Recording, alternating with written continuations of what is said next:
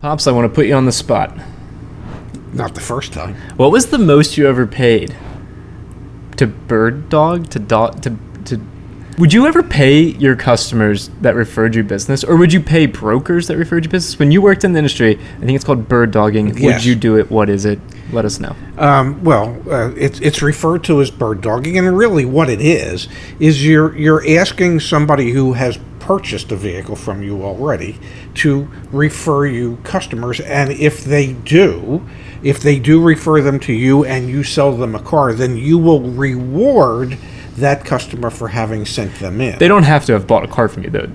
No, but you just said, yeah. You just said it's a customer. Yeah, who refers but that's anybody that might refer.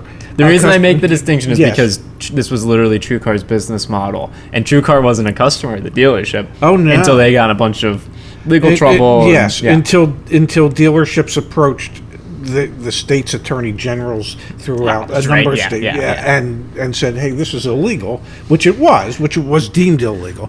But there's nothing that I'm aware of that prevents somebody from calling up a dealership and saying, "Listen, I have somebody that's interested in a Chevy Bolt," even though I know they've been recalled for the 35th time or however many times it is.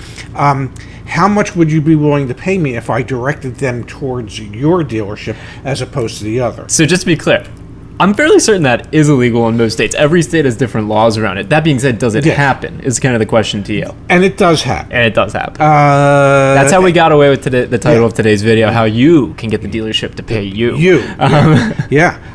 Does it happen? Yes, it happens every day. Yeah. Is it right? I don't know the legalities of it. We do not profess to be experts in every state. For every jurisdiction. But suffice it to say that a dealership will pay somebody for referring a customer to that dealership, or a salesperson at a dealership might make arrangements with somebody. I feel like it can happen to pay them at that level even. It's just like, I'm John, and you know what? Mary sends me business. I'm just going to spiff her $100 every time. When I first started in the business, I think my first customer was a guy by the name of Fred Flintstone. And anyway, when I first started in the business, one of the things that I used to do is I would just make cold calls to people out of the phone book. Now, back when I started, we actually had a phone book, which was this big, thick thing that showed up on your doorstep every year that listed everybo's name and their phone number, those who had a phone. Brief aside, there's a bike store here in Ventnor, like where my dad lives, and it's 4A's Bike Shop. And I remember walking to dinner one night with my dad. I'm like, where'd they come up with the name 4A Bike Shop? And he's like, so that they were first in the phone book, son. And I'm like, whoa. The 3A's had been first, but then when it became the 4A Bike Shop, well, they were first. And it could go on and on and on. But so you would make cold calls. So I would make cold calls, and my spiel was, do you mind if I steal just a couple seconds of your time? I'd like to ask you a quick question if I could. What are you driving now? Have you ever thought about possibly selling it, or perhaps even maybe trading it in? And, invariably, 99 times out of 100, I would get no, I'm not interested, and let me hang up on you.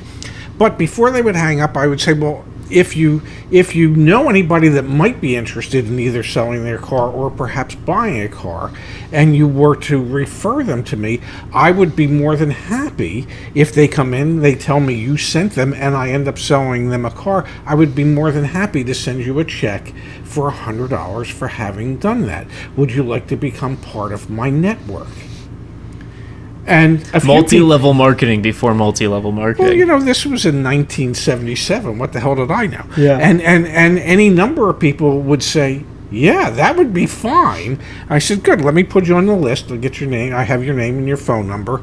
And please be sure if you send anybody in, have them ask for you have your pen handy, take down my name, take down my number, make sure they tell me you sent them in. And I'll see to it that you get $100 if and when I sell them. This is where the mantra, my car guy, comes from. People had a car guy. Yeah, I wanted to be their car guy. And so this is still happening nowadays. Well, nobody's pulling numbers out of a phone book. No.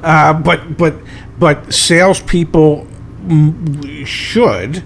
The good salespeople will stay in contact with their previous customers, and they'll call them occasionally and just ask, do you have anybody that you know that No, could no, be? I and agree if with you that. do, I'll be more than happy. Remember, send them to me.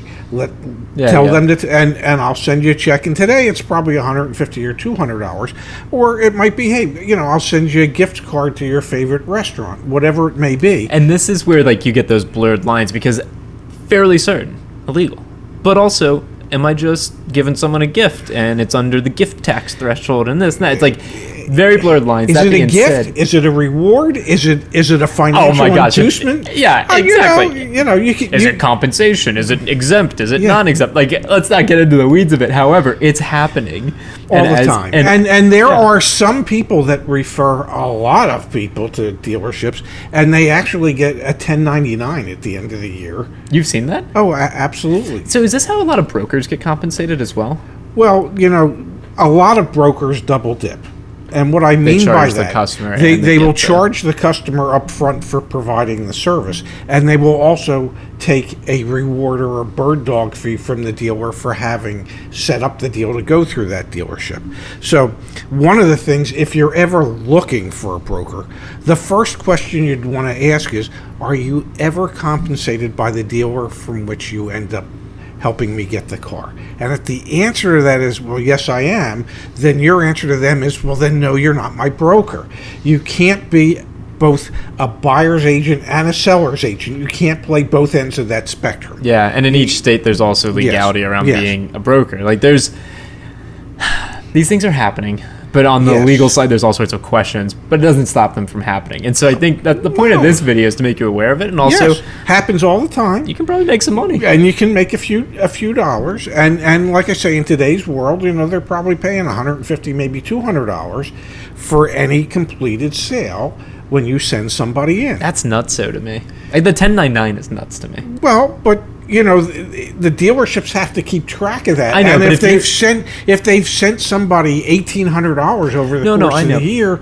You told me stories about one of the salespeople at one of the BMW dealerships who literally out of his own pocket hired his own assistants. Yes. Like, Yes. they were not corporate employees. No, they didn't work for the dealership. They worked for this dealership's salesperson. So, like, these types of weird constructs happen. So it's like, sure, I bet you if the salesperson's the one sending out the $1,800, but brought in, I don't know, 18 clients, they're happy. They're not doing a 1099. But if it's like organized through the actual dealer group, then yes, they're doing that. It's just blurred lines. That's the best way I can describe So it. if you ever hear the phrase, "Hey, would you like to become a bird dog for me?"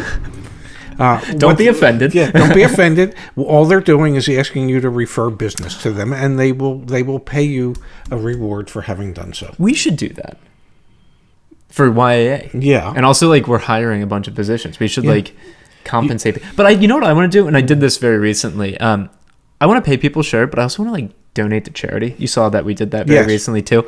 Maybe we'll figure out like a referral program. I guess what we've literally just described as a referral program, or an affiliate program. Yes.